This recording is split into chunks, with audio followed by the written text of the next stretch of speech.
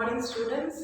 This week we are going to see about the topic retailing. Do you know what is retailing? Do you know who is a retailer?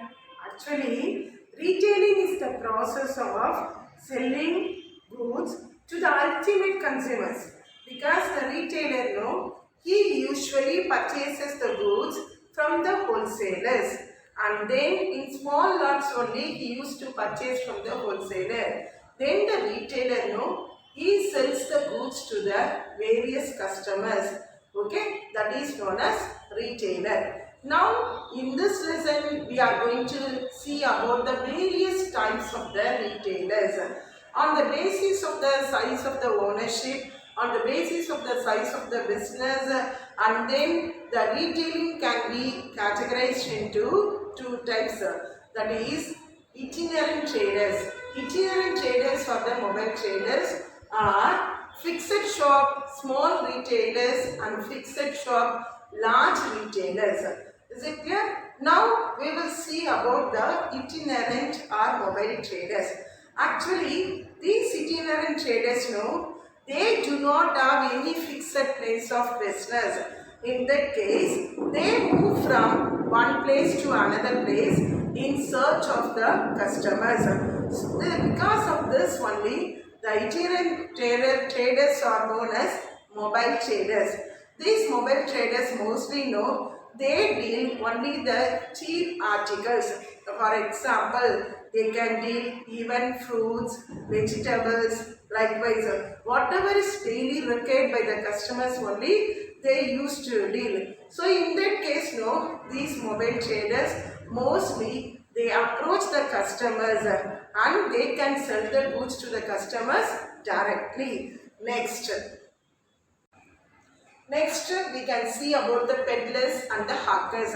Actually, peddlers, they used to carry the goods on their heads only. Are you seeing these type of retailers on the street in your residential area itself? You can see these type of traders. These peddlers mostly they carry the goods on their shop, on their head, or even by using their own vehicles, or they can carry the goods by foot only. They can move from one place to another place by foot only. And then these hawkers, hawkers also like peddlers only. They can they can sell their goods by moving from one residential area to another residential area. Mostly the hawkers, you can see near to the public parks, even in the railway stations, and then bus stands and all. They used to sell their goods by having their own vehicle. So these type of traders mostly they will not located in one place. Next, street vendors. Actually, street vendors they mostly sell their goods on the pavement of the road or at the side of the footpath of the road only. They used to sell their goods. Mostly these street vendors they sell vegetables. Mostly they used to sell vegetables and then fruits like that only. These street vendors used to sell the goods. And the next one is market traders. Market traders mostly they will open the shops only during the fixed days, we can say. Mostly you can see some traders they can open the shops only during the Sundays, or sometimes in the villages and all you can see these traders they can have their shops opened only on Wednesdays. That is we can say Vaara Sandai. Okay, so in this type, these market traders mostly they sell all types of goods. For example, whatever is required for the cattle and whatever is needed, and even the cattle are also they used to sell during that type of days, during those type of days and all. And then next one is these street vendors mostly they sell vegetables and then fruits. Mostly these type of goods sell only on a particular days only, we can say. And then next one is cheap jacks. These type of traders they are independent shop dealers only, we can say. In that case mostly these type of traders they depend upon the potentiality of the area only. They can open their shops. In that case mostly they will sell, mostly whatever is required by the consumers only they used to sell. For example, sometimes cheap cost of even shoes, chappals, sometimes no, they used to sell the watches, that is local items of watches like that, not branded and all. So these type of cheap jacks, they depend only on the locality of the area only, we can say. Next we are going to discuss about the fixed shop retailers. It can be categorized into small scale retailers and large scale retailers. First we are going to discuss about the small scale retailers only. Now can you say who are the fixed shop retailers? Mostly no, they have permanent business only, they can say, because their business is fixed in some other place. It remains fixed. They cannot move from one place to another in search of the customers only. These fixed shop retailers mostly they open the shops near to the residential areas only, we can say. In that case, they know the customers personally and they can directly contact with the customers. Now we will see about the various types of the small retailers. First one is street stalls. Street stalls mostly these street stalls, that is these retailers are found at the street crossings or at the busy areas. They mostly attract the floating customers, whoever goes and comes on this street sites and all. So these mostly they used to sell toys, even hosiery items, and then toys, dolls like that and all they used to say. In our town itself, we can say most of these traders and all they can be found near to the roadside by selling the same type of toys which attracts the customers towards their shop. And then next one is general stores. It are commonly stores which we are depending on the general stores in our life only, we can say, because general stores mostly they are located in the residential area only and they deal all type of the products only, we can say. Even whatever the items which are required by the customers, even if they can sell milk products or even they can sell stationery items, whatever is required for the students like that, and even toothpaste, soap, whatever the items which are required by the local customers only, they used to sell. Mostly these shop owners they can open for according to the convenience of the customers only. It is not, the timings is not fixed for them. Even they can be open at the late night also. That is the general stores. Mostly we can see the petty shop owners comes under the category of the general stores only, we can say. Next one is we are going to see about the single line stores.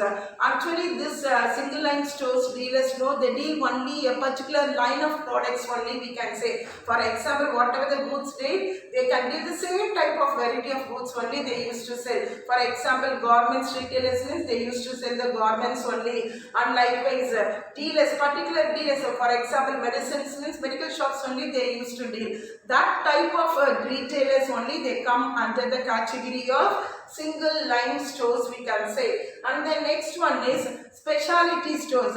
Mostly these type of traders they deal only a certain type of specialty goods only. For the mostly they can have only a certain products. For example, Tirunelveli Alva we can see. So in that case they used to sell whatever the sweets required for the customers, that is Tirunelveli Alva items only. And then next one is even for the Bengali sweets and all.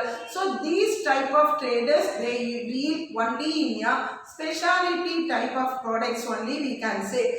And then next one is second hand shops. Already it is mostly these shops may be located in the big cities and all, we can say. Mostly these type of we can have books, whatever the books, mostly the college students and all those are not able to purchase books on their own. In that case they depend on the second hand shop owners only. In that case they can purchase the goods whatever required by the students, or sometimes even iron products like that and the used materials.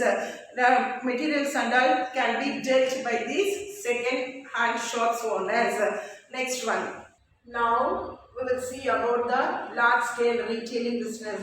Actually the large scale retailing business business, mostly they have been established as a permanent business, and mostly they are established on a large scale size only, we can say. So these departments, that is for example, these retailers are known as large scale retailers. Now there are various categories of the retailers. There are various categories. So under the large scale retailers, we are going to see about the various types of retailing business. First one is we can see the departmental stores. Actually these departmental stores, they have permanent existence only, and they have permanent business only, and mostly they can start as a large scale. They can start as a large scale business only, we can say. Mostly in that case, the departmental stores mostly located in the towns and the cities only, the central heart of the city only, we can say. In that case, the departmental stores, they have a wide variety of the goods, whatever is required by the customers. All the goods can be sold under one roof, and that means the departments itself can be subdivided into various departments. In that case, any purchasing or any sales and whatever be the accounting, even administration, everything can be done by a general manager, and these manager can be assisted by the various managers. These managers only, they are in charge for the various departments, whatever is located in the departmental stores, we can say. Now let us see the features of the departmental stores. First one is large size.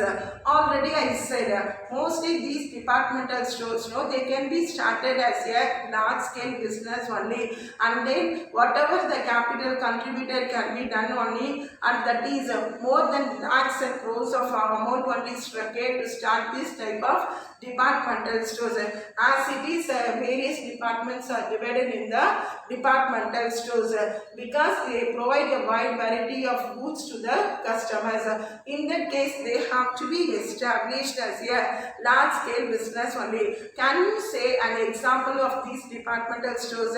In our town and all, we can see various departmental stores, not like that large scale. In that case, somewhat the customers can get satisfaction, that is they can get all the goods whatever they require. In that case, for example, in Chennai and all, we can see, that is an example is Spencer Plaza. Have you gone to Spencer Plaza? That is the best example of the departmental stores, we can say. In that case, next one is wider choice. As the department is located on in the central heart of the city, means in that case they provide a wide variety of choice to the customers, whatever is required by the customers. In that case, the customers purchases whatever the goods required under one roof, we can say. Mostly they satisfied all types of the customers because they can get the variety of goods under one roof itself, we can say. And then next one is departmentally organized. As these departments are started as a large scale, in that case various departments, that is it can be divided into various departments. In that case, for example, each department is entrusted to a managers. The managers are responsible to the particular department. In that case, the customers can move from one department to another department for purchasing the goods, we can say. And then facilities provided. As it is started as a large scale business, in that case various facilities are provided for the customers only, we can say. These departmental stores, they provide various facilities like restrooms or even recreation facilities, even parking, and then even car parking, like that. So whatever the amenities, whatever the facilities required by the customers can be provided by these departmental stores only, I can say. And the next one is centralized planning. So whatever, even though it is divided into different departments, departments. In that case, whatever the purchasing has to be done by the centralized department only, that is the general manager who is responsible for this type of departmental source. He only supplies whatever the products to the various departments, but purchasing is done from that is in a centralized manner from the manufacturer itself, but sales can be said as decentralized only, we can say. Next, we will see markets. We will see the supermarket. Actually, supermarket is the best example for the large scale retailing only, we can say, because the goods are sold, a variety of goods can be sold, and then the goods are displayed in a wide variety, and then mostly the goods are, that is, it makes a merchandise, heavy emphasis is given on the merchandising appeal only, we can say. Now, what are the goods are sold in the supermarket? Mostly the supermarket, they have wide variety of goods, even low priced articles, and then sometimes branded goods, mostly household items like utensils, and then even grocery items, and then next food products, even fruits, vegetables, everything can be sold in the supermarket. Can you give an example? Nilgris, we can say, is an example of the supermarket, because it is also a large scale retailing and it has wide branches all over in Tamil Nadu, we can say. Now let us see the main features of the supermarket. Actually, no, the supermarket is mainly located in the near to the main shopping centers only. Then only they are able to attract the customers, and then because it is established on a large scale, mostly it is located in the central area of the city only, we can say, or town also. Even in town also we can have the supermarkets. And then next one is mostly the goods, they are cleanly packed. In that case, they have labeled price and quality tags are inserted in each and every product only, we can say. And then next one day, what will be the customers know? Mostly they come around the supermarket and whatever the goods they require, they can pick up the goods and they can take the goods to the cash counter, and the bills, whatever the payment can be made, it can be made by the customers, we can say. And then next one is mostly in supermarket all the goods are sold only on cash basis only. In that case, no credit sales are allowed in the supermarket. And then next one is the supermarket mainly it can be organized as a departmental basis only, because all the goods are displayed neatly near clean racks in the supermarket. And then next one is, of course, large investment is required to start the supermarket. Then we will see about the cooperatives. Next, we can take the example, another example for the large scale retailing is cooperative supermarket. Actually, this cooperative supermarket is owned, controlled and managed by the consumers themselves. So, in a particular locality, suppose if they want to start a cooperative society, in order to eliminate the middlemen, the cooperative societies can be started in a particular locality, but the shares are contributed only by the members. In that case, each members contribute the share capital to the cooperative society, and whatever the goods required by the members itself, it can be sold to the members only. Here also no credit facilities allowed.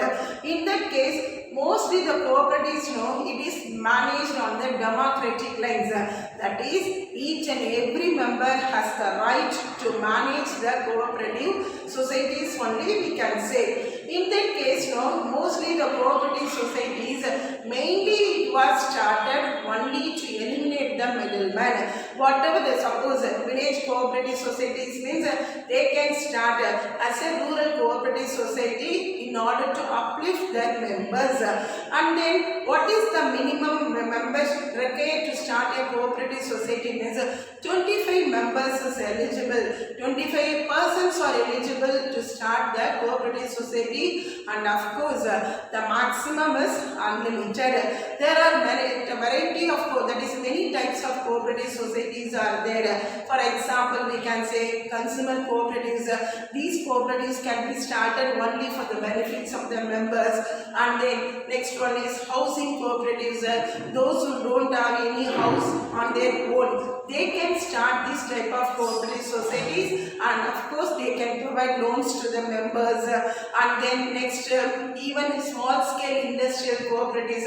Likewise, there are so many types of cooperatives. They can be started. So this is also an example of the another fixed shop large scale retailing. Next we can see about the multiple shops. Actually multiple shops is a similar shops only. It has the same identity only, and it deals the standardized products only, and mostly it can be spread out throughout the country, we can say, because same identical products can be sold in all over the branches wherever it is situated. That is the speciality of the multiple stores. Mostly multiple stores can be called as chain stores in USA, and in Europe and all we can they call these multiple shops only. Okay, well, in India also we have multiple shops. In that case, what are the features?